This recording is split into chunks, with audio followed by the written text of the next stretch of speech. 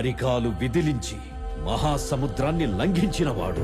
శతయోజన శతశతయోజన శరధినియోజన శర పరిలంఘన. రాక్షస సైన్యాన్ని మట్టుబెట్టి రావణుడి సింహాసనాన్ని కంపించినవాడు. హరిభాజన హరిభాజన హరిమదభాజన దశముఖ కంపన. చిన్న నిప్పురవ్వతో లంకా నగరాన్ని అగ్నిలో అలికినవాడు.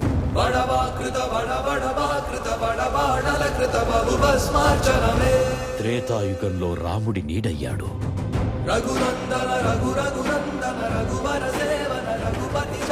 ద్వాపర యుగంలో కృష్ణార్జునుల రథకేతనమై గర్జించాడు.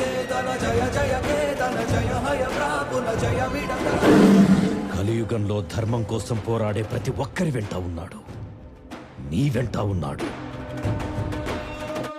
ధర్మ కర్మ నిర్వహణ కోరిన దర్పకూడ దుర్జయ సమమౌనని చాటిన నాటి పురాణ ప్రబోధం నలు